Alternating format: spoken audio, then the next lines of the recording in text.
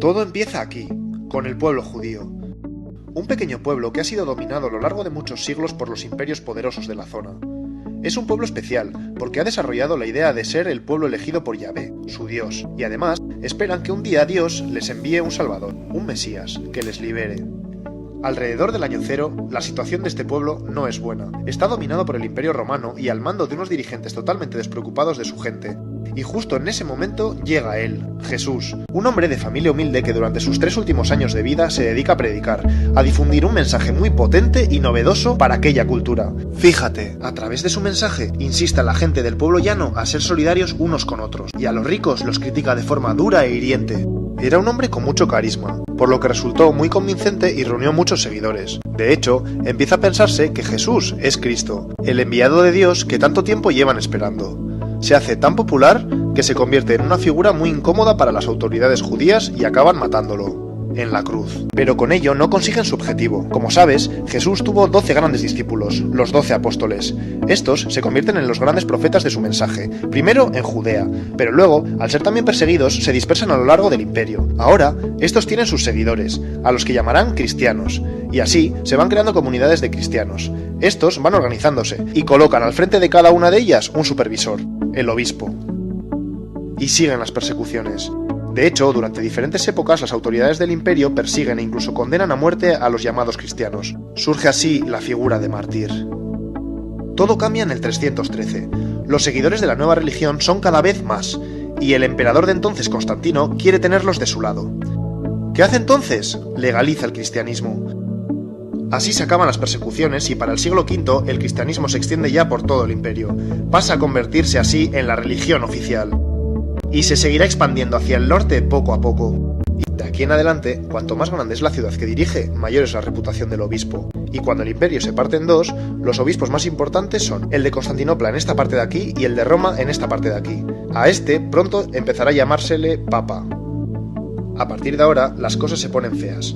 Atento, por un lado, con la conversión a lo bestia de la población al cristianismo, se pierde en gran parte el mensaje revolucionario de Jesús. A esto se le suma que el imperio cae, los bárbaros lo han dejado todo medio en ruinas, y por tanto mucha de la organización eclesiástica se va al garete. Así que ahora el cristianismo ha perdido contenido y ha perdido estructura. Y fíjate, porque en la ciudad de Roma, ahora que no hay emperador, el Papa se convierte en la máxima autoridad, en la figura más poderosa.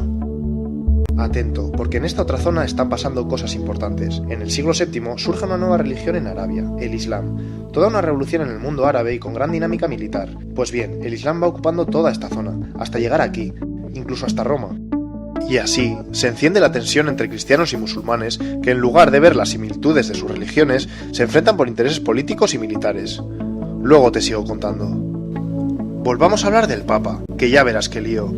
Como te he dicho, ahora, el Papa es la máxima autoridad de Roma. Pues bien, de aquí en adelante, va involucrándose en los enredos, alianzas y luchas de poder característicos de cualquier persona interesada en dominar. Y durante los siguientes siglos, seguirán peleando por mantener su poder y ejercen autoridad sobre todo. Hacen vida de reyes, y la corrupción y la avaricia se convierten en algo común entre la mayoría de los papas sucesivos.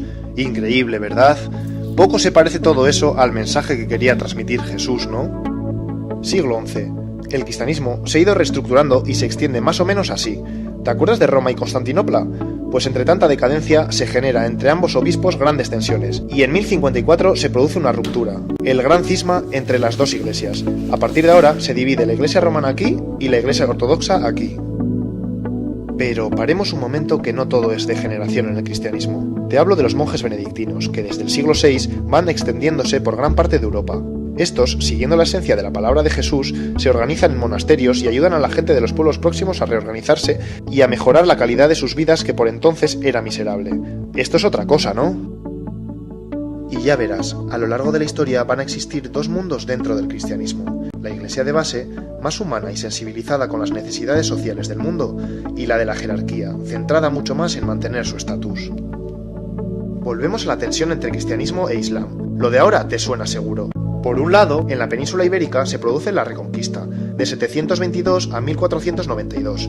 Los ejércitos cristianos van ganándole terreno a los musulmanes hasta recuperar todo esto. Por otro lado, A principios del siglo XI empiezan las famosas cruzadas. Los papas, en lugar de buscar un acercamiento con Islam, entre este año y este año, arman ejércitos compuestos por soldados europeos, que en nombre de Dios y el cristianismo acuden a los santos lugares, a los sitios donde surgió todo, para liberarlos. Aunque te cuento una cosa, el objetivo de fondo era poder tener control sobre el Mediterráneo, que como sabes tiene un gran interés comercial. Bueno, pues a partir de estos 2 episodios se intensifica el conflicto Islam-cristianismo y se mantiene durante siglos. Paralelamente está ocurriendo otro episodio oscuro. En 1184 surge la Inquisición, que fue especialmente importante en toda esta zona. Te explico. A lo largo de más o menos 6 siglos, todo aquel que cuestiona la doctrina oficial cristiana se le considera hereje, y ser hereje es ser enemigo de la Iglesia, así que la Inquisición lo persigue, lo castiga, tortura e incluso mata. ¿Te acuerdas de los mártires de la época del Imperio Romano? Ya ves que para esta época se le ha dado la vuelta a la tortilla. Pero no todos son sombras en la Iglesia. Antes te he hablado de los monjes benedictinos y su labor de ayuda, pues para ahora han surgido nuevas órdenes religiosas. Cistercienses, los cartujos y cartujas, los franciscanos, las monjas clarisas y los dominicos y dominicas. Todos ellos tienen como misión atender a necesitados y ayudar a los pobres. Mejor así, ¿no? Atento ahora, porque sucede algo importante. En el siglo XVI aparece en escena Martín Lutero, un monje alemán que se queda escandalizado cuando va a Roma y se encuentra con todo el desastre que te he contado de la jerarquía eclesiástica, así que emprende lo que se conoce como la Reforma Protestante. Busca la reforma, el cambio radical de la estructura de la Iglesia. Pues bien, como reacción se produce el famoso Concilio de Trento, reunión de obispos. ¿Qué deciden? Pues justo lo contrario, dar más valor a la figura del Papa y alto clero y por tanto jerarquizar aún más el asunto. ¿Qué pasa entonces? Pues que el luteranismo se separa de la Iglesia romana. Posteriormente, otros movimientos religiosos hacen lo mismo y crean iglesias protestantes por toda esta zona. Y también en Inglaterra, donde el rey Enrique VIII quiere divorciarse de su mujer, pero como el Papa de entonces no le da permiso, se enfada y opta por romper con la Iglesia romana. Así se crea la Iglesia evangelista. Ya ves, la Iglesia romana se ha reducido geográficamente y comienza a autodenominarse católica. Pero espera, que entonces llega la época de la expansión de Europa por todo el mundo. En la medida que los países de Europa van conquistando territorios, llevan ahí su religión y a sus misioneros, y el cristianismo se expande por todos estos sitios, más o menos así. Paremos un poco que te cuento algo. San Ignacio de Loyola funda la Congregación de los Jesuitas, un grupo de religiosos más dinámicos y con mayor impulso de expandir su fe. Y lo hicieron por todo el mundo, pero de forma algo diferente. En lugar de dejar que los conquistadores dominaran a las poblaciones indígenas y les sometieran, ellos luchaban por reorganizarles. Ante todo aquí. A los conquistadores no les gusta esta jugada y consiguen que el Papa les condene y los suprima. No más jesuitas por estas tierras por una temporada. Damos un salto hasta el siglo XVIII, el de la Ilustración, que como sabes defiende el poder de la razón y lo científico frente a la fe y superstición. Hasta ahora la Iglesia ha sido la que ha dado la explicación de las grandes verdades. Pero ahora surge una marea de movimientos ideológicos, sociales y científicos revolucionarios y la Iglesia siente que son una amenaza de su dogma, por lo que adopta una actitud a la defensiva. Como reacción, se opone e incluso ataca a todo aquel que cuestiona el pensamiento religioso. Es necesario un nuevo concilio. Vaticano I en el siglo XIX. Reunión de obispos otra vez. Decisión, se afianzan aún más en la postura de que la religión es la fuente de las máximas verdades. Ya ves, la Iglesia no consigue ir a la par de los nuevos descubrimientos y de alguna forma queda automarginada.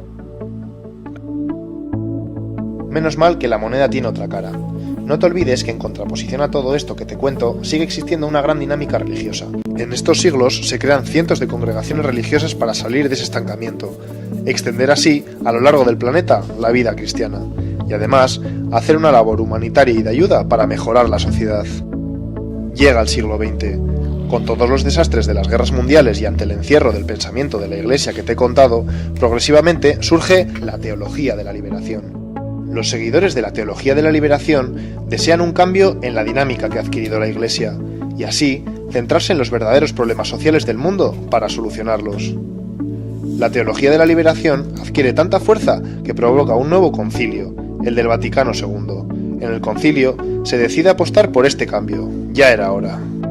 Sin embargo, en las décadas siguientes, ese espíritu del concilio no llega a cuajar tanto como se esperaba dentro de la jerarquía eclesiástica.